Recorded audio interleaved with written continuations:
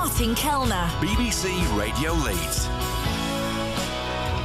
Well, it's time for One-on-One. Well, my guest today took a devastating incident and used it to turn his life around. Stephen Robinson was only 18 when a horrific motorbike crash cost him his right arm. But in his own words, he walked out of that hospital a new person, having survived against all the odds. He's now in the process of gaining his pilot's licence, something he's achieved after designing his own prosthetic arm. Well, Stephen now plans to use his life experiences to launch a new career as a motivational speaker. Stephen Robinson, welcome to One-on-One. Where are you up to with your flying?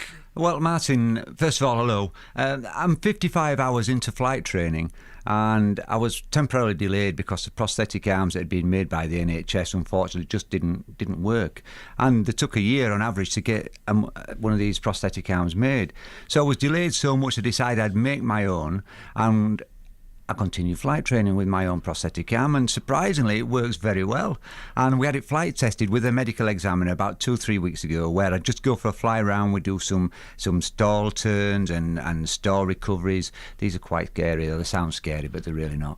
And the arm functioned perfect. So I've been passed. That means I can now go solo and continue with my flying, which I have about 10 hours left. Wow. And then I get a pilot's licence. Brilliant. I suspect there are very few pilots with prosthetic arms. Yeah, the arm issue seems to be a big issue because you need your arms really to fly an aircraft. Absolutely. If you've got lower leg problems, then you can fly easier because they do hand controls. But you would think it would be logical if you're missing an arm, they do more leg controls. But they don't. It's really strange that. No, but you're managing okay at the moment, and you've been helped by flying scholarships for the disabled. Oh, I'm glad you mentioned those guys because they are fantastic. You've mentioned them a few times. Tell me how that happened. How I managed to contact them. Really, I'd been in litigation for 6 years, and it was a really, really bad time. And I had death threats during this litigation. Well, we're going to talk about that shortly, because this is a jukebox thing. That's right. It's a very interesting story, but go on. But I was at the end of my tether, really, looking for something that I really wanted to do. And I saw this article, and it was called FSDP, and it stands for Flying Scholarship for Disabled People. And they offer disabled people flying scholarships to build their esteem up and get them back on top of the game. So I applied for a flying scholarship, and surprise, surprise, I was awarded it. Yeah. And I was awarded by Prince Faisal of Jordan and Sir Stephen Dalton, the Chief Air Marshal. Well, they actually gave it to you? They gave the actual scholarship to me. We went to a big ceremony down at RAF Fairford where there's all these dignitaries, and the Prince gives you an award. Brilliant. A great day that must have been. Oh, fantastic. Yeah. Well, tell us how you lost your arm in the first place, because it's amazing that you have turned your life around as you have, but tell us how you lost your arm. Well, I was motocrossing. And I was 18 at the time. I was 18 at the time, but I started motocrossing at the age of 13, and then that was escapism from being bullied at school. I was horrendously bullied. We'll talk about that as well. We'll talk about that later. And I got Don't blow your whole story in the first 5 minutes. No, I know it can go so quick, can't you? You can divulge all your secrets. And I lost my right arm at the age of 18, and in a freak accident, really. It was a mid-air collision, but all the pilot people say to me, don't say mid-air collision. So I have to think of a different way of saying that, of terming it. So I had an accident, and I was in the air a little bit. Right. And the foot peg... You crashed into another motorbike? No, in actual fact, I was going in one direction, approaching a blind hill, so I couldn't see what was over the other side. And a guy was coming from the other side, and I don't know whether he saw me or not, but what people tell me is he tried to jump over the top of me and my motorbike, but he couldn't make the jump. And what happened instead is he hit me in my chest. His foot peg grabbed me inside the arm and pulled my right arm off there and then, just ripped it off. And it landed 100 yards away at the feet of a young kid called Brownie. If you're listening, Brownie, sorry about that, and I hope you're okay. I have no idea where he is today. But can you imagine an arm wriggling at his feet? He must have been mortified. I was okay because I was out of it. Yeah, so you lost consciousness, and the arm was obviously too far away to be reattached, because they've got to catch it very quickly, haven't they, I think? Well, they got the arm, and they got me to the hospital pretty quickly, fortunately, because there were some police on the field at the time that were dealing with some incident. Well, they left that incident and came to help me. And so I was in hospital pretty quickly, but the arm was badly damaged. And while I was trying to sew the arm back on and repair it, I was in the operating theatre for 9 hours, but I died 3 times on the table, so they just abandoned that and concentrated on saving my life. Right, so saved your life. So they decided at that point that they weren't going to be able to reattach the arm. You woke up with no arm. basically.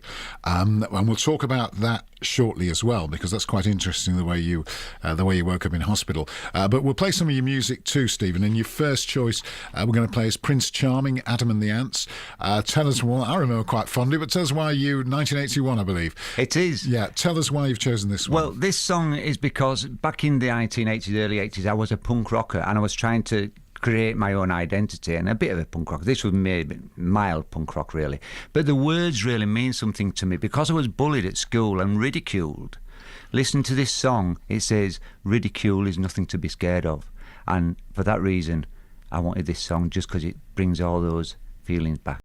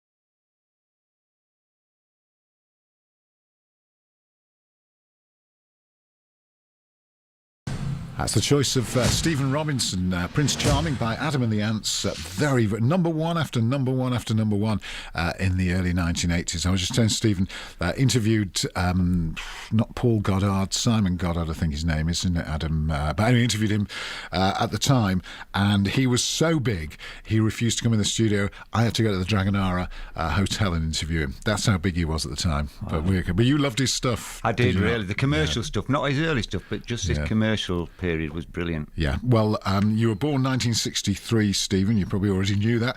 You were born 1963, so those were the songs from your teenage years. They were, yes. But to go back before those teenage years, you were born in the Woodhouse area of Leeds. Very, very poor upbringing. A really poor upbringing. I was born into an area of Leeds known as Buggy Park, and it was called Buggy Park not because it was a beautiful greenfield park, but all the houses and the streets were infested with bugs. This is Woodhouse. This is days. Woodhouse, yes. Yeah. And during the 1960s, there was a slum clearance, and Buggy Park was razed to the ground, and the land was incinerated to eradicate all these bug infestation. And we were moved out, and we were moved into the Scott Hall estate, where I still live today. Right. But your childhood, I mean, not just the bugs in the house, you were very poor. Very poor. You had no shoes to go to school? Oh, I've got to tell you that one, yes. I was a little boy that used to go to school with holes in the bottom of his shoes, and so my feet didn't fall through the holes. My mum used to cut out cardboard insoles every day that I went to school, and we were super, super poor, but we were happy children.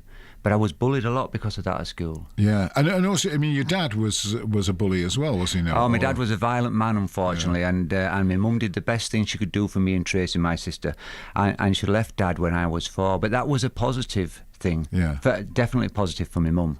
And what about yourself at 4 years old? I mean, presumably it would have been a relief if your dad was violent to get away. I never remember my father living with us. I never remember having a male figure in my life apart from my grandfather, and he was a brilliant man. But my father, I can never remember him being there. Yeah, so that was a good thing, because I wouldn't like to remember violence in a household. But I do remember saying to my mum one day, "Mum, you don't cry anymore," and I didn't realise because Dad wasn't there and he wasn't beating her. Yeah. So you're a poor lad, and you went to primary school, and you were bullied a bit at primary school because you had cardboard in your shoes. Yeah, I was bullied there because I was the little poor boy, and I was a boy that used to get free school meals. And back then, being from a single-parent family was a big deal. It was more of a stigma, wasn't it? Yeah, lots and lots. Now it means nothing, does it? You know, it's not important. But back then it was a big, big deal. So being a young boy, getting free school meals, I'd get bullied for that. Yeah. And I was smaller than all the other little boys. I was a really slow and late developer. So when all the other boys were quite tall and young men, I was just a little boy. Yeah. Which school was it you went to? I went to, first of all, I started in Crossgates Primary, because we did a spell in Crossgates. We lived there for a couple of years. And then I went to Potter Newton Primary, and to Scott Hall Middle School, and then to Steinbeck High School. Right. So at Steinbeck High School as well, and you were also bullied quite a lot at Steinbeck High School. You said, and you had bad acne. You seemed to have all sorts of problems as a young teenager. That was the worst. High school was a nightmare. It was so bad, in fact, I only attended school 2 days out of 5, and that wasn't official. I just didn't want to go. Yeah. I was beaten up on a daily basis, not just name calling, but beaten up. And why were you beaten up? Was it just because you were poor, or was it? I had really, really bad acne. So I was that little kid when everybody would say, "Stay away from him," or "Kick him," or "Beat him because he's got spots," or "He's ugly," or this type of thing. And that was really, really difficult to deal with. So the only way I could deal with that was basically not to go to school, try and stay out of the way of the bullies, which was impossible. And then, of course, that got me involved with motorbikes, because I was looking for escapism and some way to escape the bullies and something to look forward to. Home life was great. I was very happy at home, and I'm very fortunate. I've got a really supportive family. My mum's brilliant and my sister's brilliant, but school I hated. Yeah, so you took up the motorbike, you did the motocross stuff, then you had this horrific accident. I did. You lost your arm, and there was an interesting story you told. You did an interview in the Yorkshire Post, and you told an interesting story about waking up because you were injected with the antibiotics and all that, and strong antibiotics that they give you in hospital. And you had all that. You woke up, you had no arm, but your acne had gone, and you were overjoyed. Yeah, it was really weird, because they'd take me to the toilets of the nurse one day, because everybody used to come over, and I said, "Please take me to the proper toilet." So the nurse said, "Okay," and she took me to the toilets. And when we got there, she forgot she'd taken me to the staff toilets, and there was a mirror in the staff toilets, but mirrors weren't allowed on Ward 16 of the LGI because everybody was badly disfigured. And I remember for the first time I looked in the mirror and I saw that my arm had gone. And I thought, oh yeah, they're telling me the truth. But my acne had gone, and I was so overjoyed. It's crazy. I remember I was elated. This wave of euphoria swept over me, and I was so happy. The thing that had caused me so much grief, and had been beaten up and bullied throughout my school life, with the acne, especially at high school, that I was overjoyed. But the nurse had forgot that there was a mirror in the bathroom. Yeah. Well, that's very interesting. You lead into our next record. It's The Beat. And I really don't have to ask you why you've chosen this one. It is called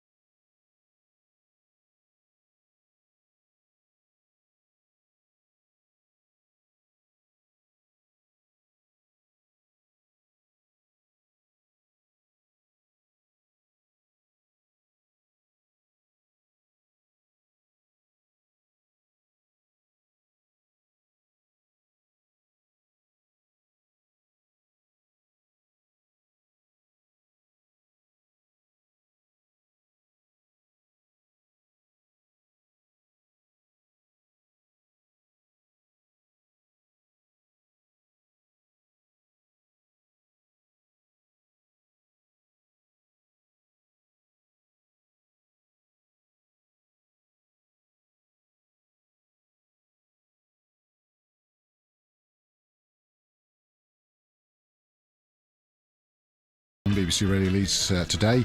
One-armed pilot, Stephen Robinson. When you got away from Steinbeck High School, you were doing mechanical engineering, weren't you? And you wanted to be an engineer or something like that. It was strange because there were two careers I really wanted to do. I wanted to be either a chef because I liked cooking. And I got bullied for that as well. You know, boys shouldn't like cooking, apparently. And I enjoyed that. And I also wanted to be a motor mechanic because I was into the motorbikes. Yeah. So I went to a local technical college, and it was Kitson College at the time. It's now all part of the Leeds colleges. Yes. And I studied a motor mechanicking course there. And it was actually the first day back of the last term of a 2-year course when I had my motorcycle accident. It was the first day back. The morning we went to college, the afternoon was a free period, and I went out on my motorbike and lost my right arm. Yeah, so at that point, as you describe it yourself, at the age of 18, you were retired and unemployable. Strange, isn't it? You wouldn't imagine at the age of 18, when life is just starting, that I'd become retired and, like I say, unemployable. Yeah. And that's because back in the 1980s, there wasn't any disability equality. That didn't even come into effect until 1992. So people just rejected you for employment because you only had one arm? I went to 2 job interviews and they just said, no, we don't want you, you've got one arm. And I thought, I'm not going to put myself through this again. Yeah, so what happened at that point? I employed myself. I thought, if I employ myself, then I'm not going to discriminate against myself. I'm not going to say, no, I don't want you, Steve, you've only got one arm. And I thought, I'll just do the things I want to do. I'll enjoy myself, and hopefully I'll earn some money along the way. Yeah, because you had having done the course in technical college, you had a certain amount of technical nous, so you could do stuff. That was sort of engineering related, and this is where pretty soon we'll get to the jukebox story. But you started restoring machines like one-armed bandits and things. I started actually as a motor mechanic, working as a one-handed motor mechanic, but people only want motor mechanics that are quick. I was very good, but I was slow one-handed. And then there was no money in that, really, and I was earning nothing and working all sorts of hours. So I just drifted into vintage jukeboxes because I always wanted to restore and play with old stuff. And a friend rang me and said he'd found a vintage jukebox on a demolition site that he was doing. And I bought this jukebox for £100, and I managed to get it going. And I sold it for £200, and I thought, wow, that's the quickest £100 I've ever made. Yeah. So I just continued with jukeboxes and buying them, repairing them and restoring them, and the old slot machines. And my nickname was a one-armed bandit because I used to restore the old one-armed bandits. In fact, I've got 15 or 16 in my collection at the moment. I just love them. You still got them at home? Oh, I've got loads of them. I really, really like them. Are they working? Can you put the pennies in them? Yeah, they all take the old pre-decimal coin, the old sixpence, threepenny bits, and they're all from like the 30s and the 40s. Yeah, really, they're beautiful. I love them. They're a real piece of art and a real piece of engineering. Yeah, I can remember them from when I was a kid and in the 60s, but they would be one-armed bandits that probably went back to the 30s or 40s, travelling fairs. And they had things like old film stars like Hedy Lamarr. If you got sort of 3 Hedy Lamarrs. Oh, they used to do that, yes, and they used to have the OXO and all types of different symbols that they do as well. Yeah, so you did that, and then you invented. Now this was the one that got me. You went to Madrid for a start, didn't you? Well, I got a bit fed up with jukeboxing. I wanted to get out of the old vintage jukeboxing. And I thought I need a different career change. So I decided I'd go to university. And I went to university at the age of 34. And I did a sandwich course, which means... Which university did you go to? I went to Leeds Metropolitan University. Right. It was great, up at Beckett Park. Beautiful campus. And... we did what they call a sandwich course. So one of your years is a year abroad. Well, I spoke Spanish already because I'd fallen in love with the Spanish language a long, long time ago. Right. So you just taught yourself Spanish? I taught myself Spanish, yes. Yeah. And I did something called an intercambio, which is a language exchange where you find a Spanish person who wants to learn English, and you speak Spanish to them and they speak English to you, and we help each other, and it's free of charge. Do you do it over the internet, is that? Or? No, there's loads of places you can go. You can go to the Spanish Language Institute in Leeds and put a little advertisement up and say looking for a Spanish person, and you become friends. And I became friends with a wonderful woman, a young woman, and we became best friends. And consequently, I used to go to visit her a lot in Spain. And then when she got married, I went to her wedding. And when she had children, I went to meet the children. And I just go over on an annual basis to stay with them in Spain. Yeah. So you learned Spanish. You went for your placement year when you're doing your degree. Yes. You'd be about 30 odd then. I was 34 when I went to university, and 40 when I graduated. Yeah, right. So it was, but I wanted a university degree, and I've got a first-class honours degree in computer science. That's brilliant. But so all the time between being, say, about 20-ish and that till you were 30, you went to university, you were restoring jukeboxes and one-armed bandits and things. I was still making a decent living doing that? Not really. You know, the first time I was always skint, really. I never had any money. I was just ticking over. And it was only the fact that I decided I was going to go to university that I sold my collection of vintage jukeboxes. And surprisingly, loads of money came in all of a sudden. I thought, wow, what's going on here? And I had all this money that came in. Yeah. Well, they suddenly became fashionable, didn't they? They did, and that was the thing, because I'd kept them all while they were unfashionable, and suddenly they became fashionable, and I sold them and cashed in. Right. And while I was studying at university, I was also restoring jukeboxes for the next big exhibition that was on, and I did that for 3 or 4 years, and I amassed a little bit of money, which then I put into property. Yeah. Well, your final year project, and this is the one that really interests me, you say, I created a digital jukebox that revolutionised the jukebox industry. My jukebox creation was £1 million product. I can't work out how many noughts there are here, but there's a lot of them. There. 6 noughts here. Yes. It was £1 million product. So tell us about this, in layman's terms, what was the thing about this digital jukebox? Well, this digital jukebox that I created was a system that could go into any conceivable cabinet. Now, there were all these obsolete cabinets of jukeboxes that were CD and vinyl jukeboxes that basically were just being thrown away and scrapped because they had no value.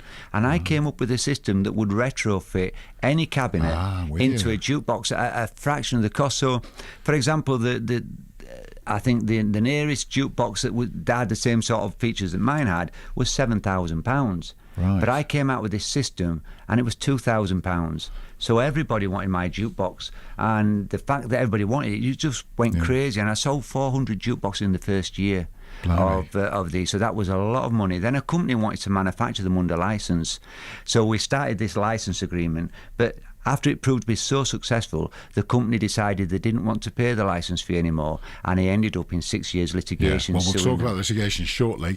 But you've got your own personal jukebox here. But it is interesting, because there's old people like those old, and I remember seeing them, the old style jukebox. The old Wurlitzer type thing, beautiful. But, old Wurlitzer style jukebox, but digital now, which is what digital now, yeah. Yeah, brilliant.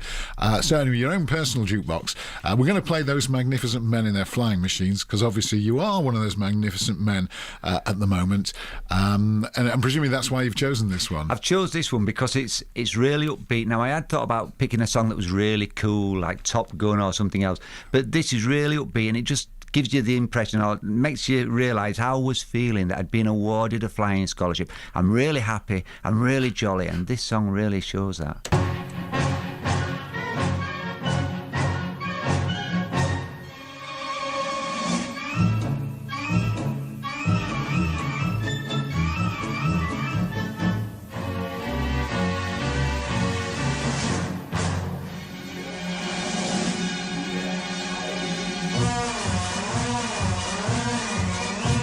Magnificent men in their flying machine. They go up to the up, they go down to the up. They enchant all the ladies and steal all the scene with their up to the up and then down to the up.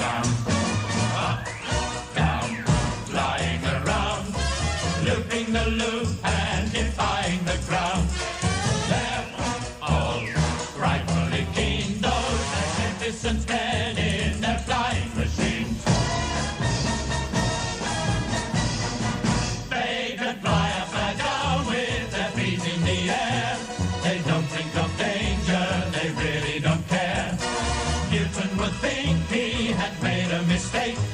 To see those young men and the chances they take. Those magnificent men in their flying machine. They go up to the up, they go down to the down. They enchant all the ladies and steal all the scene with their up to the up and their down to the down. Up, down, flying around, looping the loop and defying the ground. They're all frightfully keen, those magnificent men in their flying machine.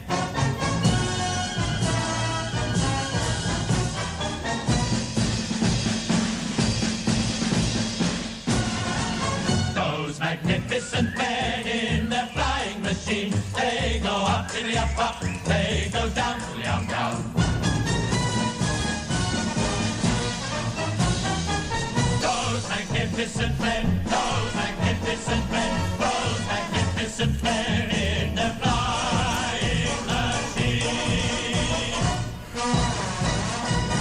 brilliant. The choice of Stephen Robinson, who tells me he has been up tiddly up and down tiddly down, but not done the loop yet. Not yet, but wait for it. I will do. Yeah, brilliant stuff. So now this jukebox you invented, which you licensed out, a digital jukebox Yes. in a retro type cabinet.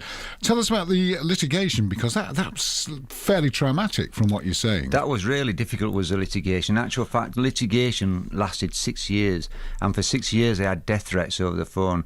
In actual fact, we had to have bars put on the door at home so people couldn't get to me, because on a weekly basis people would try and kick my door in. And that was really, really difficult to deal with. That was harder than losing an arm. Losing an arm was easy. You wake up one morning and your arm's gone. But this was constant. You know, we're going to kill you if you don't drop it, and that was pretty hard. So that was the worst period, I would say, in my life. Yeah. And how did it resolve itself? Well, it resolved itself finally. I won the case. It went to mediation. I won the case, but still, it had taken up 6 years of my life. It had consumed all my business, and really, it destroyed the product's reputation because it made inferior versions of my product. So really, after that, all my business was over. But fortunately, I'd bought some houses, so that I had another business to move on to. Right. Is that what you're doing now then? Property? Well, I'm a motivational speaker, but I'm also a residential landlord. Yeah. Well, tell us about your motivational speaking. Where do you do that? Well, I've been doing that in and around schools in Leeds, and I've also done it for some big corporations, and I just really enjoy doing this. And I did it also for the FSTP people down at RAF Fairford, to the new students that are coming in to do the flying scholarship. So I really like giving something back, and I just want to share with people and make them realise that they can achieve anything. You know, if I can do all these things with one arm, just imagine what people with two arms are capable of doing. It's unbelievable. I mean, your story must inspire people, I would have thought, because it's an amazing story. The fact you're bullied, you're poverty, your child, broken family, and all that, and that you've gone on to you own these houses, and you presume you manage all that, do you? I manage them all myself. Yes, so I do all that. I'm still buying houses. I'm in the process of buying an aircraft. I'm also in the process. I do dressage as well. So I'm a dressage competitor. I was going to come to that. I keep letting all the secrets out. I will get to that. Yeah, well, and the Spanish is amazing. The fact that you've taught yourself Spanish. Actually, I speak fluent Spanish, and I speak Spanish with an accent from the region where I learned, and I didn't realise that until I speak to Spanish people, and they say, "Oh, where are you from? Are you from Extremadura?" Because that's the region of Spain where I learnt Spanish. Well, it leads us into a Spanish tune, which you've chosen on One-on-One today. Our guest again, Stephen Robinson, a motivational speaker, but also one-armed pilot, speaker of Spanish, dressage rider as well, and we'll find out about that shortly as well. But I don't know what my Spanish accent's like. This track is called Solo se vive una vez. Do you know what it means? No idea. Solo se vive una vez. It means you only live once. That meant a lot to me, because I'd just got out of hospital, and this was the first time I'd been abroad with a group of friends to Spain, and this was the song of the summer. And you only live once.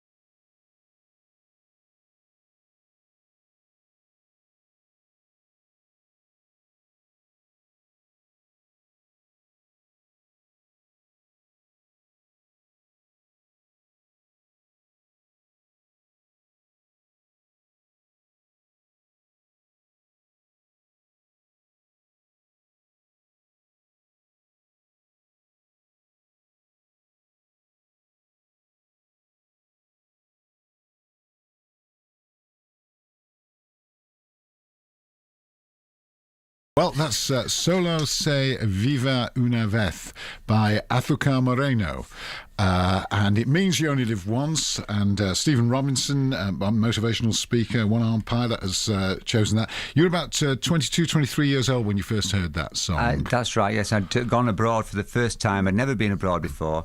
And I'd just recently lost my right arm. So I was in Spain, Benidorm of all places. Yeah. But don't knock Benidorm, it was brilliant. I love Benidorm. I think it's That's wonderful. a great place. It was a fantastic place. I had a fantastic time with a group of friends around me, all looking after me because I'd just lost my right arm. And this was the song of the summer. And it meant so much for me at the time. Later, I understood the words. Back then, I didn't really understand the words. No, but you picked up Spanish really quickly, you were telling me. There was a local bar, and we'd go in this local bar every day, and the guy that owned the bar was English, and his wife was Spanish. And I was just so hungry to learn Spanish that she'd give me a phrase each day, and I'd learn a phrase. And after 2 weeks, I could speak Spanish. Yeah. So when I came back, I got a Spanish tutor, and I continued with the Spanish. Then I did the intercambio that we talked about, and then I did some night schools, and then I did more and more the intercambios, and I just improved and improved and improved. Yeah, because you were saying you were dyslexic. On top of everything else, you were dyslexic. But having dyslexia, your brain works slightly differently, and obviously you have trouble, with the writing, the spelling, and all that. But in terms of the language skills in learning it, and also in terms of the stuff you do mechanically, your brain's attuned to that sort of thing. Yeah, I didn't realise.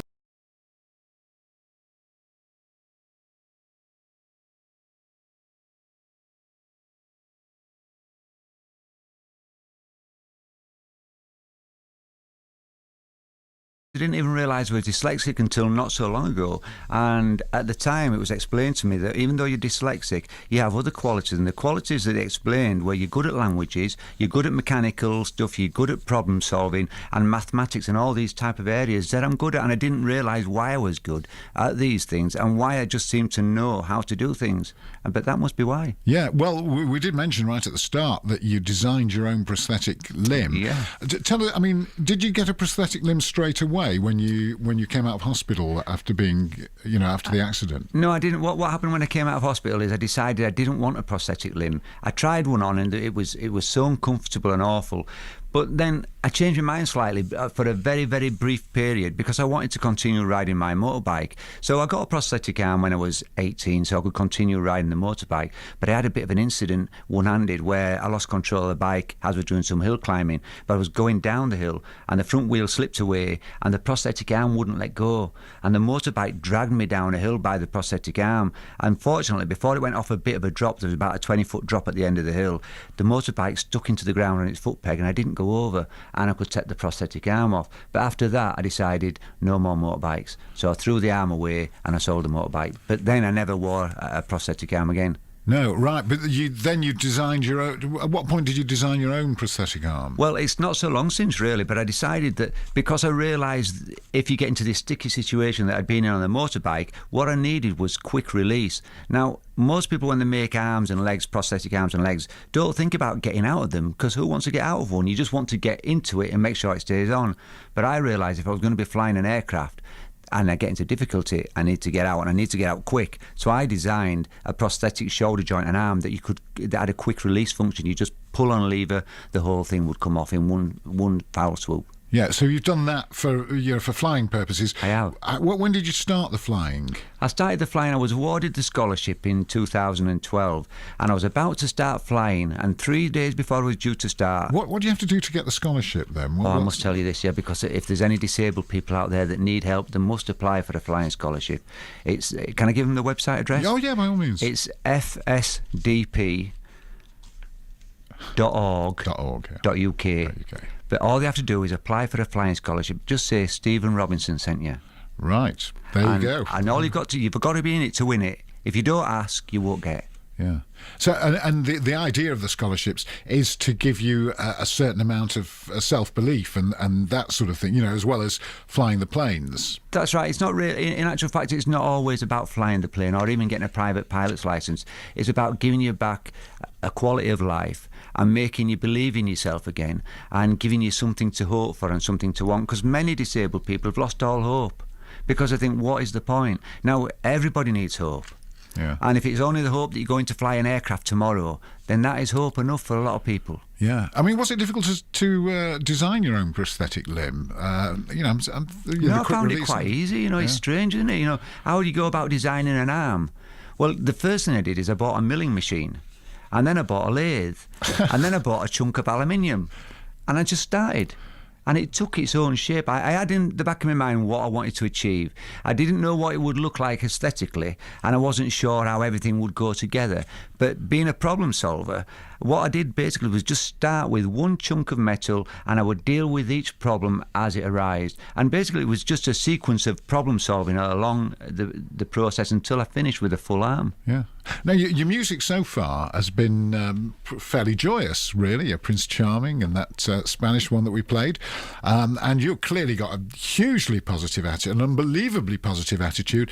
So why have you chosen the Smiths? And heaven knows I'm miserable now. Well, I like this song. I do like the Smiths. But this song, really, I just wanted to put over the frame of mind I was in after the litigation. I'd gone through 6 years of litigation, and I'd gone through a nightmare of a relationship all at the same time.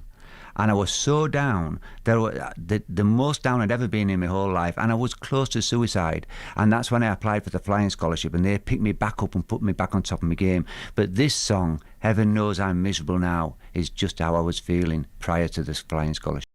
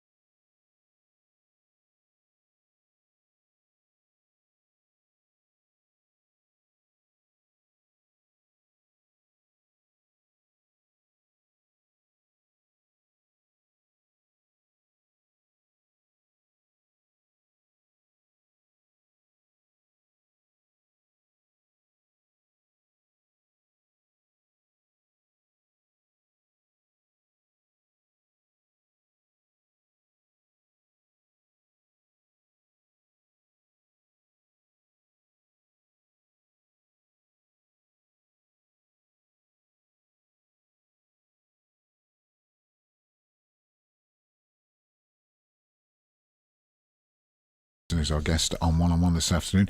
Let's talk a little bit about your personal life. You mentioned you went through this nightmare of the litigation, which nearly drove you to suicide, and at the same time you were splitting up in a relationship. A disastrous relationship, really, and I'm the type of guy that doesn't want to be defeated at anything, so even when it was going wrong, I'm trying to make things work. And you can only try for so long, and I should have really got out a lot earlier, but I just tried to make it work, and it was a disaster. Yeah. But I was glad to be free, to be honest with you, right at the end. Okay, but you say you haven't been lucky in love, you don't have children, but you hope one day that'll change. So one of my biggest regrets is that I've never found love.